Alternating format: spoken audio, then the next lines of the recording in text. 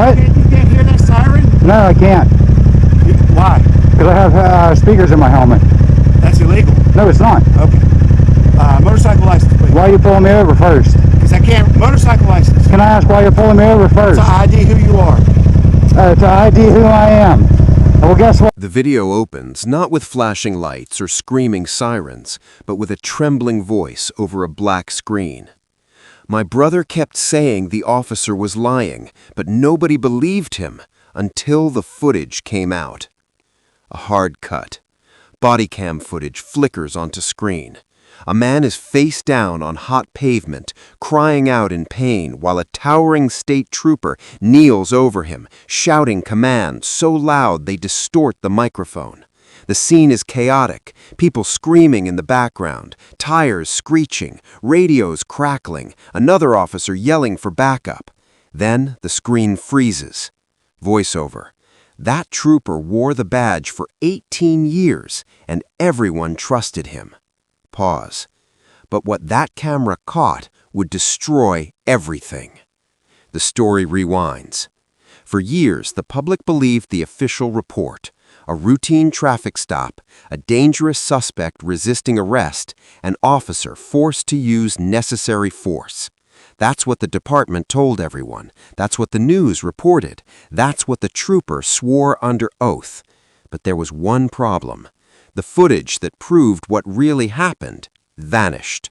No body cam, no dash cam, no surveillance, nothing. Just the trooper's word against a dead man's reputation. And for years, that was enough.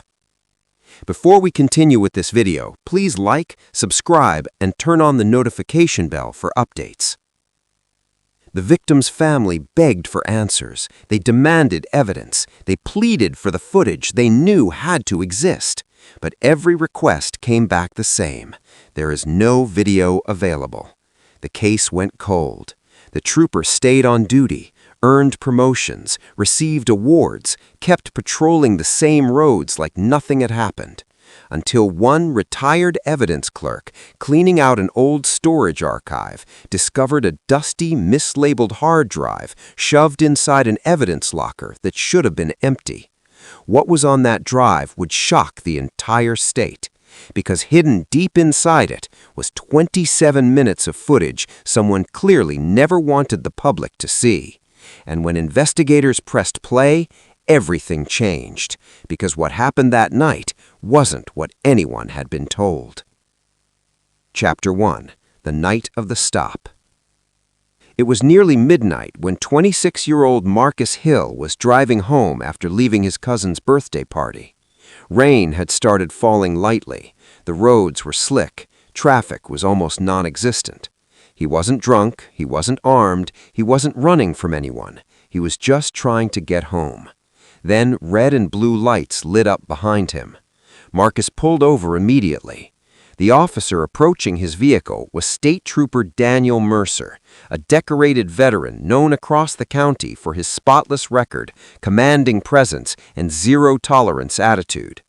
At first, everything seemed routine. Mercer asked for license and registration. Marcus apologized nervously, explaining he may have drifted slightly while checking his GPS. But witnesses later said Mercer's tone shifted almost instantly. He became aggressive, hostile, unnecessarily confrontational. Marcus repeatedly asked what he had done wrong. Mercer wouldn't answer. Instead, he ordered him out of the car. Witnesses from a nearby gas station watched as Marcus complied with every command, hands visible, no sudden movement, voice shaking. But then something strange happened. Mercer shoved him hard. Marcus stumbled backward in confusion. "What are you doing?" he yelled. Then Mercer tackled him to the pavement. The witnesses heard screaming, punches, grunts, Marcus crying for help. But from their distance, they couldn't clearly see everything, only pieces, only chaos. When backup arrived, Mercer was bleeding from his forehead and shouting, "He attacked me! He went for my weapon!" Marcus was arrested immediately, his face swollen, his ribs fractured, barely conscious. The next morning, every local headline painted Marcus as violent.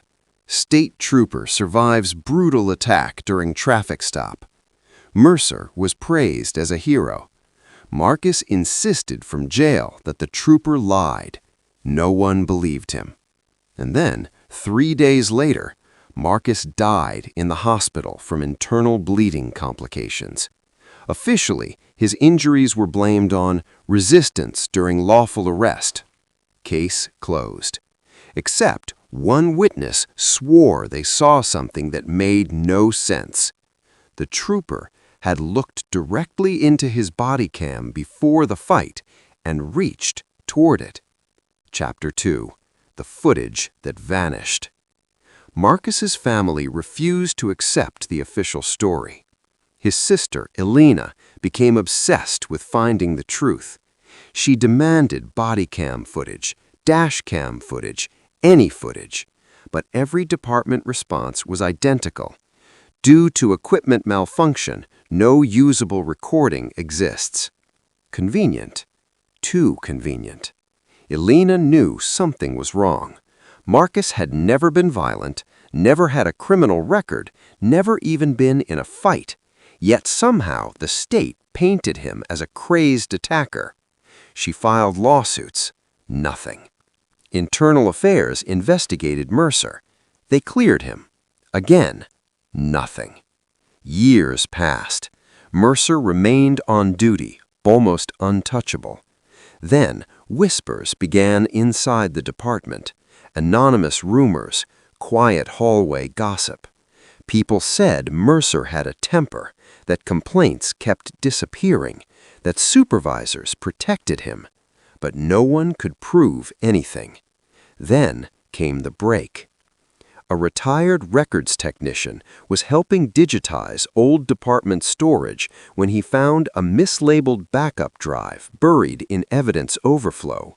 He plugged it in. Inside were archived patrol uploads from years prior, and among them, a corrupted but recoverable file dated the exact night Marcus died. The technician watched it and reportedly became physically sick because the footage showed Mercer never malfunctioned at all. His camera had been recording the entire time, and what it captured was horrifying. Chapter 3. What the Camera Saw. The footage begins exactly as expected. Routine traffic stop.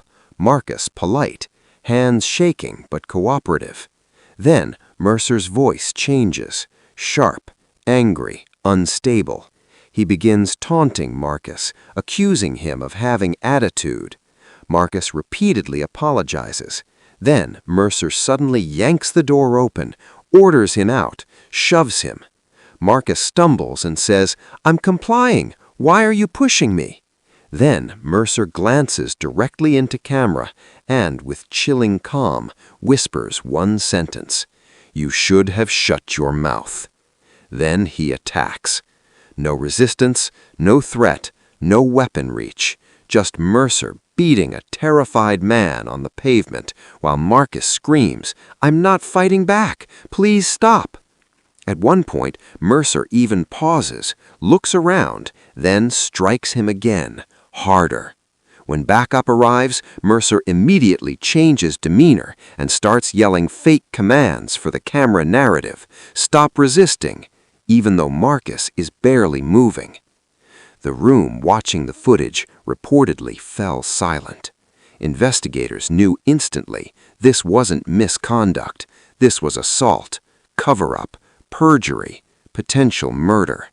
And worse, metadata showed the footage had been manually deleted from the main server less than 2 hours after upload. Someone had hidden it on purpose. Final chapter. Justice. The footage exploded online within days. National outrage erupted.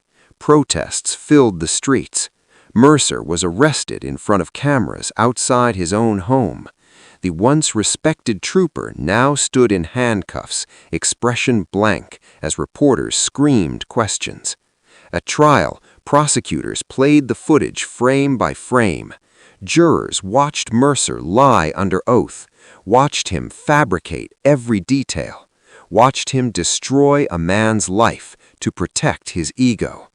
Then came the final blow. Digital forensics proved Mercer himself deleted the footage after the arrest. He thought it was gone forever. He thought no one would ever see it. He was wrong. Mercer was convicted of manslaughter, civil rights violations, evidence tampering, and obstruction of justice. Sentenced to decades in prison. Multiple supervisors were fired for helping bury the truth. Marcus's family finally got justice, but far too late. And Elena stood outside the courthouse holding a photo of her brother, tears streaming down her face. Her final words to reporters became the line everyone remembered. They buried the truth for years, but truth doesn't stay buried forever. The screen fades to black. Then one final line appears. One hidden video destroyed a lie and sent a monster to prison.